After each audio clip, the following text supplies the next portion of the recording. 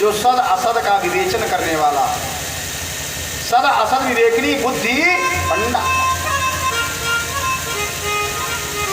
मातृवत परदारेषु परद्रव्येषु लोष्ठवत, दूसरे की स्त्री को माता के समान, दूसरे के धन को धूलि के समान।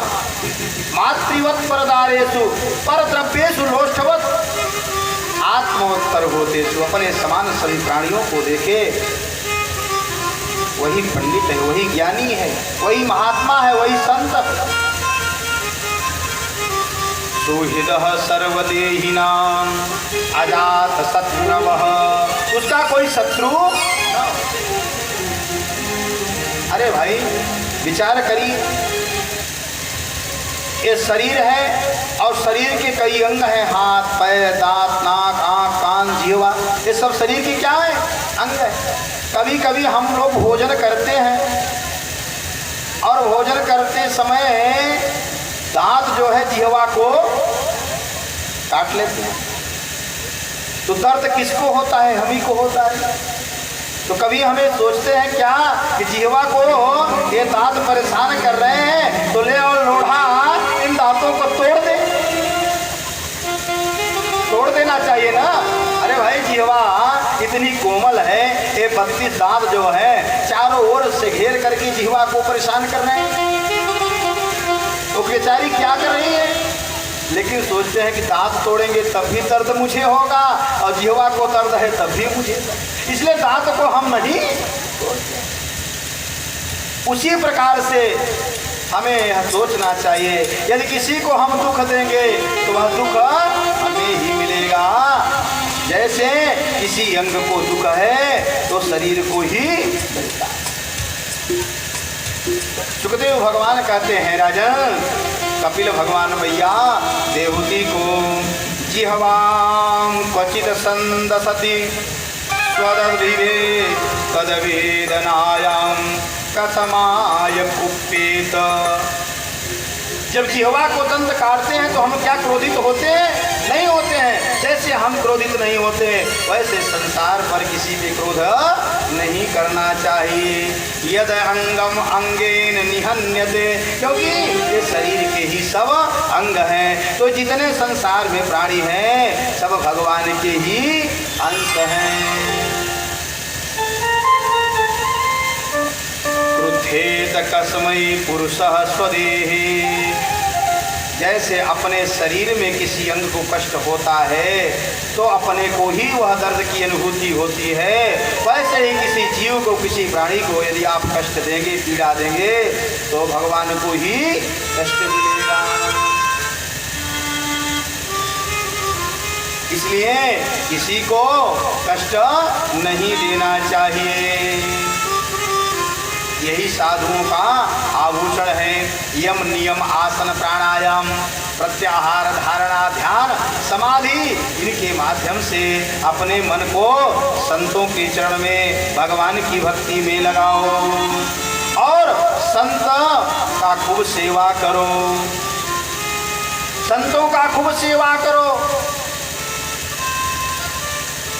जब सेवा करोगे तो भगवान की कथा के माध्यम से आपके मन को भगवान की चरणों में जोड़ोगे। और जब संत से दूर रहोगे, कहीं भैया पंडित जी पहुँची लगे तो कहीं न दें कि पानी ले जाव, ऐसे मिले न जाव।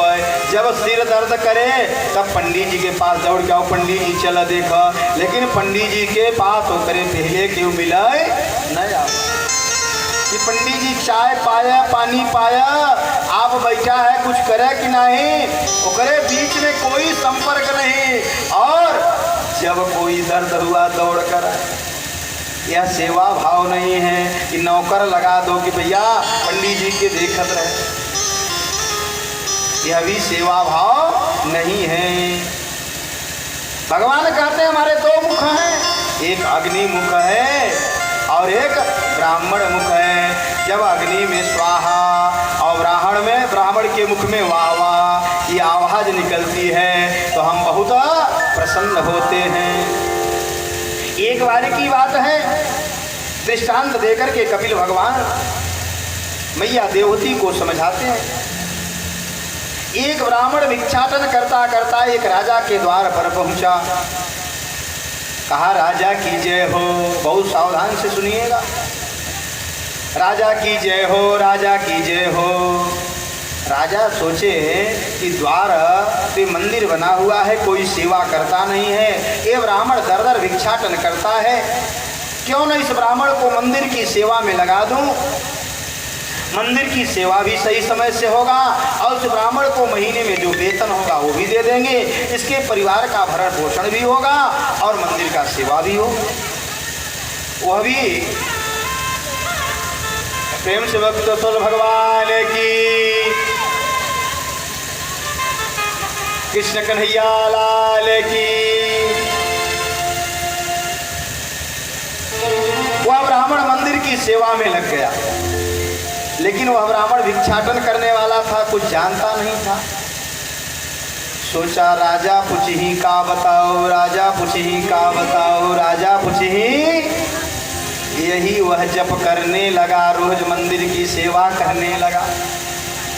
2-4 दिन बीता, एक भिक्षाटन करने वाला ब्राह्मण और आ गया। राजा ने कहा, जैसे एक वैसे ही तू। अरे एक जने बदे आलू बने तो 2 जने बदे भी बन गया है, कौन दिक्कत बा? जब आलू ही बनाना है तो कौन सा दिक्कत है? अरे 1 किलो के बदले 2 किलो हो जाएगा। दूसरे ब्राह्मण को भी राजा ने कहा, ठीक है आप भी रहिए, खूब मंदिर की सेवा करिए, किसी प्रकार की आपको कमी नहीं होगा, महीने में जो वेतन होगा आपको मिल जाएगा। लेकिन वह ब्राह्मण सोचा, जब एक जने जप कर रहे हैं तो हमें लिख कर दे देंगे, हम भी जप करेंगे।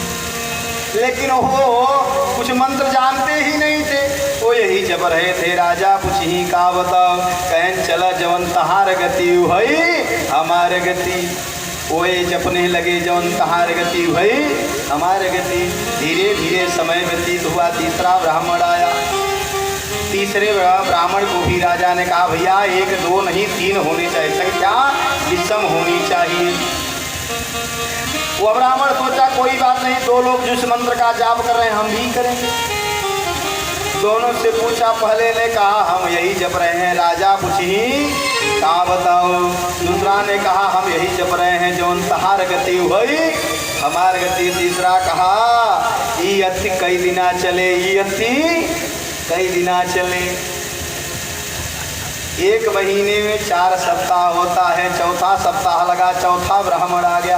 कहें चलिए महीना बीतने वाला है, इसको भी कुछ दे देंगे, 7 दिन का वेतन, ये भी कुछ कर ले, और नहीं तो भोजन पानी कर लेगा ब्राह्मण तो और पुण्य मिलेगा। चौथे को भी रख दिए, कहा भैया जो 3 जने जप रहे हैं वही हमें बता दो। तीनों लोग अपना बता दिए कि हम जप रहे हैं, राजा कुछ ही का बताओ। दूसरा ने कहा हम जप रहे हैं, जो तहार गति वही हमार गति। तीसरा ने कहा ये कई दिना चले इसी। चौथा कहा जब तक जियब सुख से जियब, जब तक जियब चाहे जौन जब हो बढ़िया बढ़िया मिले तो मालपुआ पकवान, कौनो बात नहीं। धीरे धीरे समय व्यतीत हुआ। राजा ने कहा मंत्री को बुला करके देखिए, बुलाओ, चारों ब्राह्मण को वेतन दे दिया जाए। अरे अपने परिवार का भिक्षाटन से भरण पोषण करते थे, ले जाए परिवार को देकर आए, पुनः मंदिर की सेवा करेंगे। चारों को बुलाया गया और पहले की यह बात थी कि राजा के यहाँ जो सचिव होते थे, जो मंत्री होते तो ब्राह्मण ही होते, तो ब्राह्मण की गति जानता है। वो कहा महाराज जी बात तो सही है, लेकिन पूछ लिया जाए, ज्ञान कर लिया जाए ये लोग क्या जप रहे हैं। राजा ने कहा सही बात कर रहे हो, जान तो लिया जाए किस देवी देवता का ये लोग अनुष्ठान किए हैं। कहा पहले को बुलाए, दूसरे को बुलाए, तीसरे को बुलाए, चौथे को बुलाए, चारों अपनी बात रख दिए। मंत्री कहा भैया यह किस वेद पुराण में लिखा है, आज तक हमने तो यह देखा ही नहीं। किस शास्त्र में, किस पुराण में यह चर्चा उद्धृत है। राजा ने कहा भिक्षाटन करने वाला, मांगने वाले ब्राह्मण है, पूजा पाठ शास्त्र वेद की बात नहीं जानते, इनको जेल में डाल दो, नहीं तो अन्य ब्राह्मणों का भी ये अपमान कराएंगे। अब उन चारों को जेल में डाल दिया गया। अब यह बात महारानी को पता चला और जेल में डालकर कहा कल सुबह इन चारों को फांसी के फंदे पर लटका दो, नहीं तो ये यहीं ब्राह्मणों का अपमान कराएंगे। महारानी को पता चल गया। महारानी ने कहा ये तो बड़ा घोर अन्याय है।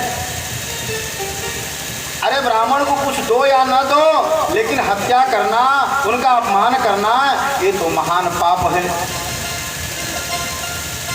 रात्रि 12 बजा।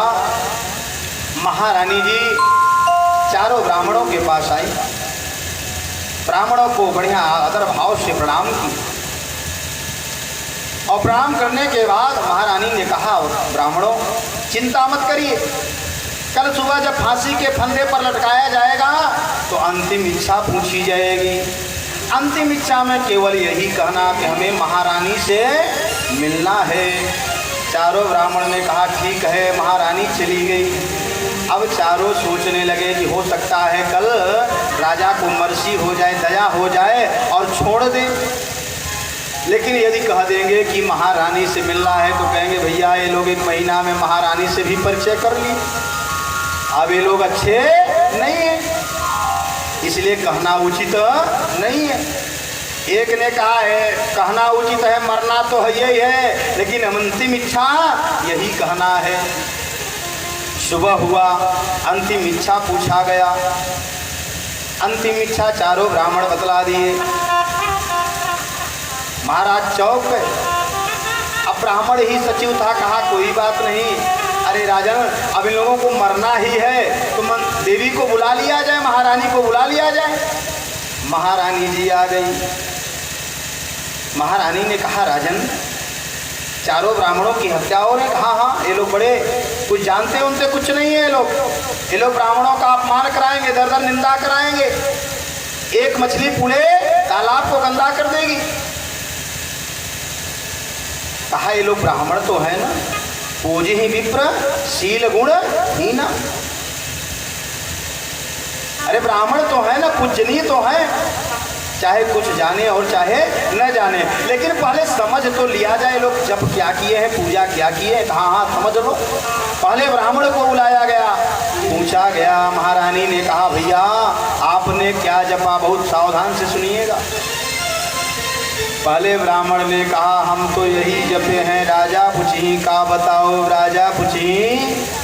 महारानी ने कहा वाह वाह वाह वाह वाह वाह, आपका जप तो बहुत उत्तम है। कहा क्या? हाँ, जिस समय भगवान राम का वन हुआ, सुमंत्र जी साथ में गए और राम को वापस नहीं ले आ पाए, तो मन में यही सोच रहे थे कि राजा पूछी का बताओ, राजा पूछी। राजा को बात समझ में आ गया।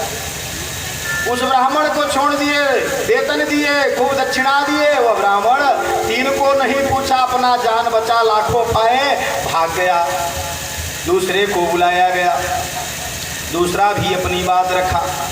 कहा हम तो यही जप रहे थे कि जवन तहार गति वही हमारे गति। रानी ने कहा वाह वाह वाह, ये तो सीधे जीव और परमात्मा को मिलाने वाला जप है। कहा कैसे? कहा जिस समय हनुमान जी भगवान राम से वन में मिले सुग्रीव के भेजने पर, तो हनुमान जी समझ गए कि जौन गति राम को वही गति सुग्रीव का, इनकी भी पत्नी का हरण और उनकी भी पत्नी नहीं है, दोनों का एक लक्षण मिल रहा है, दोनों की गति एक है। जब गति एक होता है तभी मित्रता होती है। कहा वाह वाह, ये तो जीव और परमात्मा को मेल कराने वाला है। राजा प्रसन्न हुए, दूसरे को भी वेतन दक्षिणा दिए, वो भी भागा। 2 को नहीं पूछा। तीसरे को बुलाया गया, कहा भैया आप क्या जप रहे हैं? कहा हम यही जप रहे हैं, यति कई दिना चले यति। कहा वाह वाह वाह, ये तो सीधे परमात्मा को परम धाम से मृत्यु लोक में बुलाने वाला मंत्र है। कहा कैसे?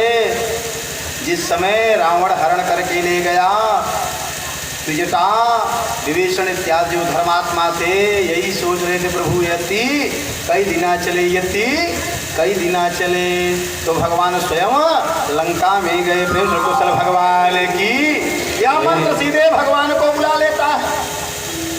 उनको भी वेतन दक्षिणा मिला, वो भी भाग गए। चौथे को बुलाया गया, चौथा डरने लगा, कहा आप बताइए। चौथा भी बताया, जब तक जिया सुख से जिए और ऋणम कृत्वा घृतम विवेक।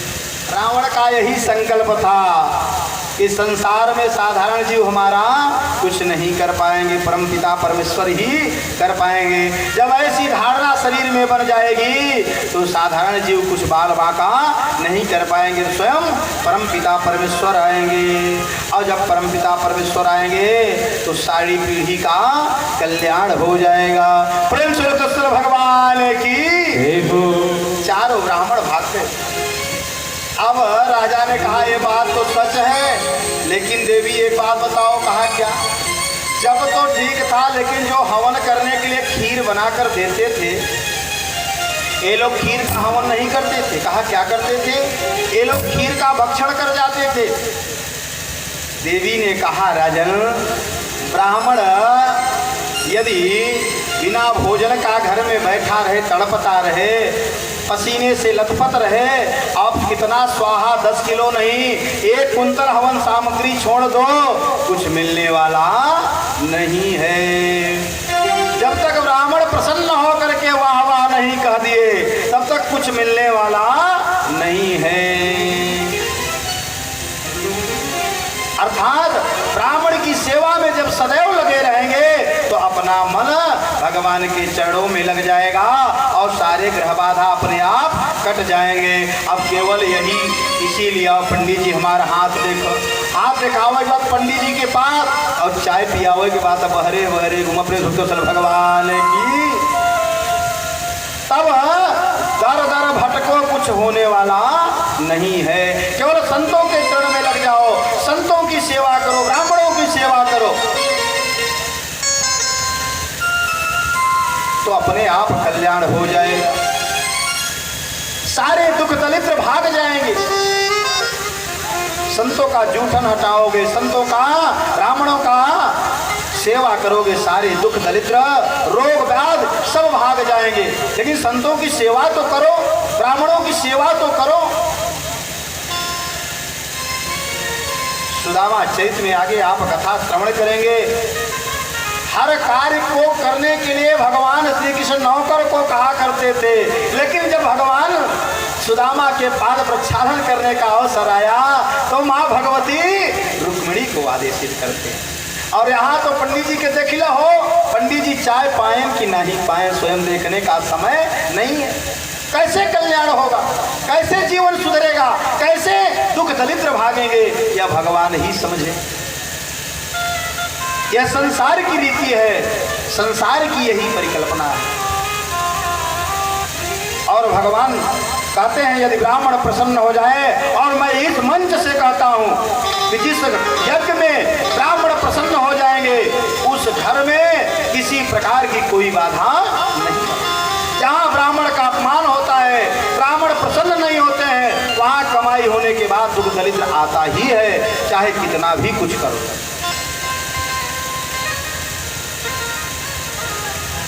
मैया देवती समझ गई कि संतों की सेवा में ही सब कुछ है, भगवान की पूजा में कुछ नहीं है। क्योंकि ऐसे तो अगरबत्ती जलाओ, कुछ मन लगने वाला नहीं है। जिसके घर में स्वयं भगवान आए हैं, जिसके घर में स्वयं कर्दम जैसे ऋषि हैं, अनसुईया जैसी कन्या भी है, फिर भी वहाँ उपदेश मिल रहा है कि ब्राह्मणों की, संतों की सेवा करो, तभी कल्याण होगा, नहीं कल्याण होने वाला नहीं।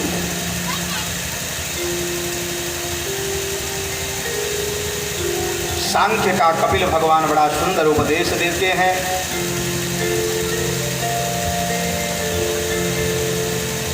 मैया देवहूति इस प्रकार से भगवान के चरणों में प्रीति करके अपने जीवन को धन्य करती हैं। प्रेम से